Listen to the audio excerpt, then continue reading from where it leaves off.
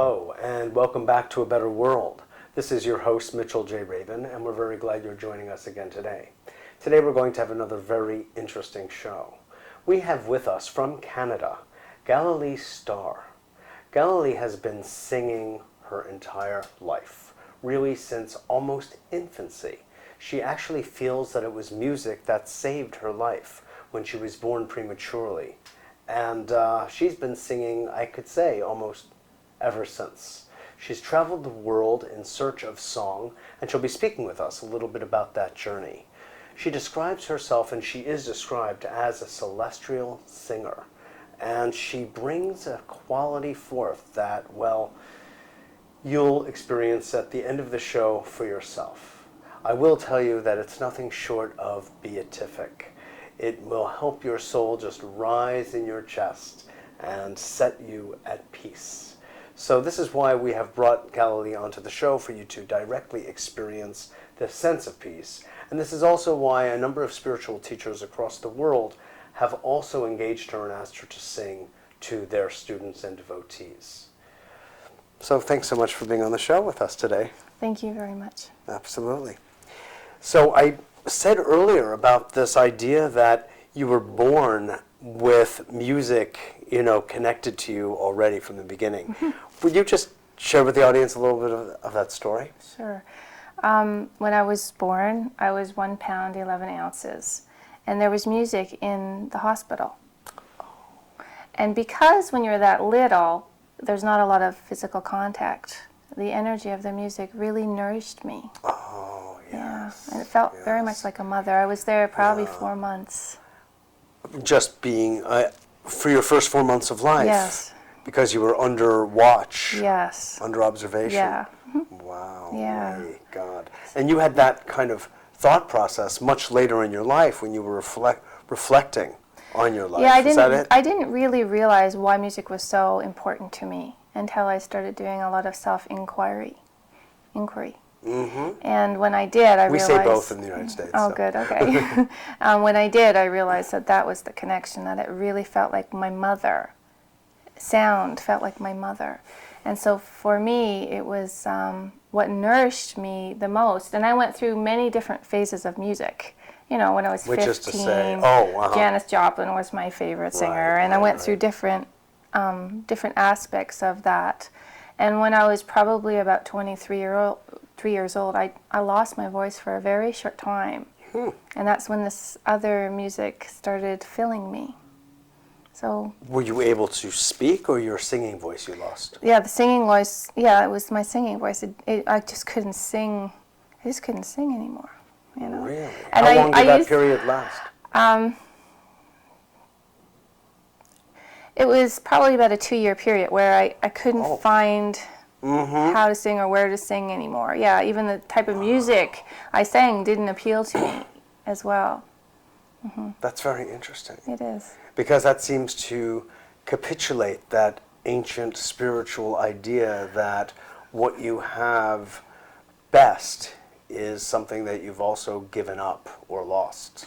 Yeah, and it was a direct prayer too, because I complained to God. I said, if you gave me such love for music, why are you giving me such a crappy voice? Because when you really know something and you sing it anyway, it wasn't that I was a good singer. I was a soulful singer, but I wasn't a good singer. Oh, and I used to think, why did I have this reverence and this almost haunting, haunting kind of thing. Something that I just couldn't let go of. Yeah, I didn't really realize why music was so important to me, because I wasn't that talented. So what's the big deal? But then this other experience happened to me. Which was that there was a time where I really couldn't sing anymore. And then this other type of quality of resonance I was tapping into. And at first, it wasn't even that I was singing it. It was just sounds, almost like a wail. Like just playing with that, because there was really no song. It weren't words, it weren't lyrics, it was just sound. Yeah. Lyrics at that point felt like contributing to illusion. So I didn't want to sing any more stories. And yet, even though they're beautiful at a certain time, for my live stream, I feel that by singing stories, I was just contributing to, yeah. Very interesting. Yeah. So at a certain point, you embarked, Galilee, on a journey. Yes. Could you tell us a little bit about it? You went to Egypt, to In India with yes, your I son. did. Mhm. Uh-huh. He was 7 years old when we left. Uh-huh. What was the purpose of the journey? There was two intentions. One was to find the cause of disease, because at that time of my life, I was working with palliative care, and AIDS was coming out in Toronto, in Canada, pretty big, and they were treated very badly. And ineffectively. Yeah, yeah. And so I was, that sort of started it. I was in college and university taking human services, and everything that I was learning about would diagnose disease, and it would treat disease, but it never found the cause. So I didn't feel that I can contribute to that structure because I felt like a liar. So from that point, I went on my own. It's a pleasure to hear such honesty. Yeah. You know, because there are so many people who are wearing those masks, and they are lying because they're not really doing the healing. They're right. Well, when I look drug dispersal. Yeah, when I look back now, I'd see what I would have got $50,000 a year to do. It would have been to medicate people, which would have created a different disease in the body through repressing the disease. So I just couldn't live with myself, you know. And so that started me, no job, and a mom, and really wanting truly with all my heart to find out the cause of disease. And in that time, I always sang too, but I wore many hats. I was a mom, a single mom, and then I always did my music, and then there was this job I was supposed to get. Yeah. So you just said, okay, I'm a mom, I'm taking off, and I have desire in my heart to understand. I had no money to take off at that point. At that point, I just started researching. I would go to the library, and I would read everything I could possibly read about AIDS and the cause of it. And at that time, I found out two interesting things. One was that it was airborne, and one was that it was from eating red meat, because they had put so many chemicals in the food that it was ruining our immune system. Yeah. So that was interesting. And also in that time, they were bagging the bodies so that it wouldn't go into the air. They would put them in plastic bags. So, but bagging the bodies? Yeah, when they passed over, they would put them in the plastic bags. I see, right. Now, I just thought that was kind of unusual. Sure. But again, that was 16, 17 years ago. It was quite a while ago. Sure. And I never. The medical community was grappling with its own understanding and lack thereof of the AIDS question. Yeah. And still are. Definitely. And it's not that I'm here to make anyone wrong. It's just that could only take you so far. Yes. And I want it to go further. It's a subset of a larger picture. Yeah. Yeah. Yeah. So you embarked. So I embarked. And the other intention was, for this journey? Was to really be in alignment with God's will. To find out how to do that. If we were really the walking embodiments of God, why aren't we acting that way? Why are we, it didn't match up if we were reflections of God. And then I thought, well, where do gods be trained to be gods? Where is man being trained to be a god? It's not here, not in my society anyway. Yeah. So then some of it, I was very curious about what was real. I didn't know what was real. And that not knowing brought me on this beautiful journey with very little money. But it's almost like the intention created a movement that I really didn't have any control about, yet I was willing to take the risks necessary and jump in and find out. Very interesting. Yeah. Now, you also had said to me earlier something about looking for those original indigenous songs of a given culture. Yeah. Those cultures you were most attracted to, Right. Egypt among them, India another, in which the sound, the quality of those songs, the lyrics perhaps, the flow of the language would bring us back to a sense of remembrance of our divinity. That's right. Right. So at first, my search was on the outside. Uh-huh. I was looking to find old songs, and of course I found some. I mean, Yeah. some of the beautiful Sanskrit songs and prayers Yeah. are beautifully old, and Sure. some of the Aboriginal songs and some of the Egyptian words are old, but it didn't touch what I was going to find, and it felt like I was outgrowing the library of language. In order for me to really find the intention, I had to let go of the language, all language. And that's when I found a quality of resonance that lived in my heart that started expelling itself outward, and that was the quality I was looking for, but I didn't think I would find it in me. I thought I would find an old ancient library with scrolls, and then when you can sing those songs. And in fact, I have a really good story about that. Uh-huh. When I was looking for the oldest language in the world, because I thought, well, if I'm gonna, it's got to be old. It's got to Yeah. be the mother language, if there was a mother language, right? And I had this dream, and it was about a witch, right? In this dream, there was a witch, and I had a 3-year-old boy. No, yeah, I think in this dream he was 3 years old, and I had died in the dream, physically. And so this witch placed my son in a position where hard bricks would fall on his head. Right, until he died. And in the moment that he died, I was really mad at this witch because she intentionally put him in a position Right. that killed him, physically killed him. And I was just sad that someone would have that malicious intention and laugh Sure. about it, you know. So Yeah. they used the form of my son, which I'm the most Like the sensitive bad about. witch of Oz. Oh yeah, or the something. wicked witch of the West. Wicked witch, exactly. In the moment that we were all in this realm called heaven, I felt like I wanted to curse her forever. And the moment I felt this energy in my heart want to come up and say this word, a hand covered my mouth. And I woke up. And I realized in that moment that as long as I hated anything, I had any form of hating something and wanting to harm it, that I would never reach those languages.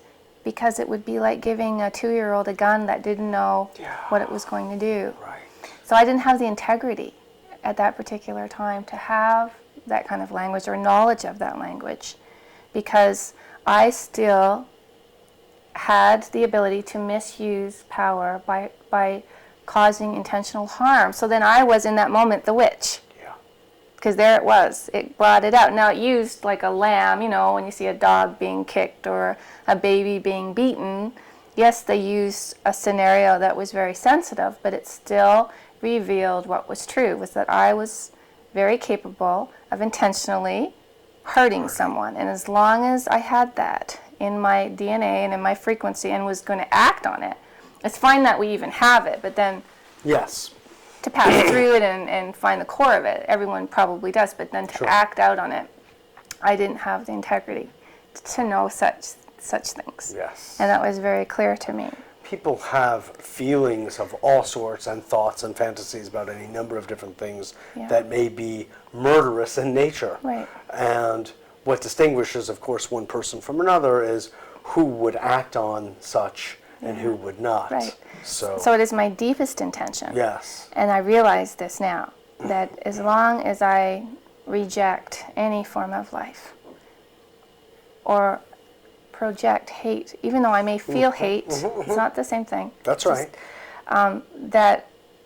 that I will not be living in that divine perfection that we're capable of living. And so it's my intention to really move through those limited understandings of love. Yeah. Right. Beautiful. So that's Very how nicely I've put. been able Yeah. to sing the way I have now. Because all of these years, 16 years, of really looking at aspects of my personality and parts of myself that are less than beautiful, quite ugly, that I'm not rejecting that I'm learning how to be with that, and through learning how to be with that, it passes through the heart, and then it purifies quite naturally, not with any effort or anything like that. But yeah, Sure. so It's a very beautiful and practical way of being, yeah, because it's, and correct me if this is not what you're saying, I mean it is what I'm saying, is not to reject anything, all things are possible, all things are however they are at this moment. Right. They are what they are. They are, but the truth is you may feel like you want to reject something. So the feeling of rejection will be there. Yes. But it's how you be to that rejection that creates the freedom rather than reacting as if you are the rejection. Or that you need to act on the rejection. Right. Well, If and that would mean you think you were it. Yeah. You would only act it That's if you right. thought you were it. Exactly. So, Which is yeah. a question of identity and identification. Yeah. Really. Yeah. You know, because we're identified right. with our feelings. So, by yeah, and so it's not large. like you're going to love everything always and not Right. reject anything in terms of a feeling, but it's how you be with that, Right. and that passes through the energy. If you're not going to always feel love, you're not going to always That's right. feel kindness, you're going to feel many feelings throughout a day, and the masterhood isn't in controlling the feelings. That's right. It's in how you be to that which is, Yes. and that's that right. is what I'm a baby Well put. learning. And I really mean that, you know. Some days I'm really good. Yes. And some days I just blow it. Yeah. Totally blow it. In the Buddhist way, Galalisa, we sometimes talk about accommodation, that those contents of mind that are so fantastical or wayward or whatever they may be, that it would be good to be a being that could just accommodate the reality of whatever is Yeah. in the mind at a given moment. Not judge it, not direct it, Right. not shut it out, Right. nothing, just be at peace. Yeah. And basically even having a relationship of loving kindness with it. Right. But just to stay simple, Right. simply accommodating the fact that it's there. But our social structure doesn't really include that. No. What it does is teaches us to get rid of disease. It teaches us to get rid of That's right. ugly feelings and thoughts, because that means that's what we are. So our structure doesn't And you're show bad. us. Yeah, of course. One is. If you hate somebody, you're bad. But then you try never to hate somebody, and then you repress it in the body. Exactly. And then you try to be And then we superficial. have children who are in high school who go to school with guns and shoot each other Yeah. because they're taught suppression techniques and repression That's techniques. beautifully said, and that's sad, because Oh. we have the possibility Exactly. to really, humankind has incredible possibility to really raise past the structure. yeah, And I exactly. think it's happening right now. I mean, if we're going to have peace, we know it. You can sign all the agreements you want, but peace only comes when people are peaceful. And how do they become peaceful? Through this process Yeah. of being at peace with all things is. Yes. internally. Which means that you have to be at peace with never being at peace, too. Yeah. It's like you have to be willing Even to that, be yeah. annihilated, and in the absence of love, to really Yeah. know that there's no such thing. Yeah.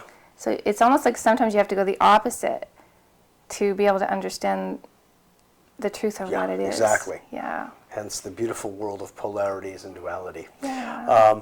I want to ask you, since you're also an elevated spiritual being in its infancy nonetheless, I understand, but you have been in the company of many spiritual teachers and saints in different parts of the world.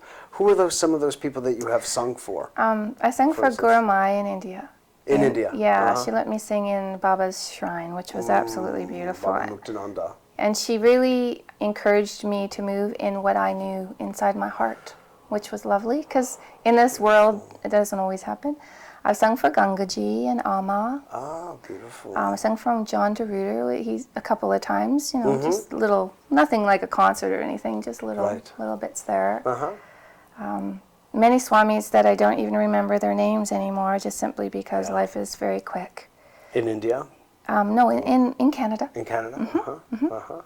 Wonderful. Yeah. Wonderful. That's And I got beautiful. to sing in Egypt in the Pyramid of Giza, Yeah. which was an incredible gift. Yeah. Yeah. Right, you told me. Yeah. And you said that the space became all blue. Isn't that funny, eh? Remarkable. It's interesting that they would use someone with no importance if there's such thing as activation. But it seemed like I didn't go within looking for that energy. I went without, Yeah. because I was very much more scientific in those days. And I thought if I could find that perfect energy without disease, right, on the planet, then it's within us. where most people these days find it in themselves first, and then they see it on the outside. Well, I got to see it on the outside. And it's funny that I went there because I really believed with all my heart that that's where the gods learned to be gods, or man. There was a lot of history around man becoming God in Yes, Egypt. in Egypt, very true.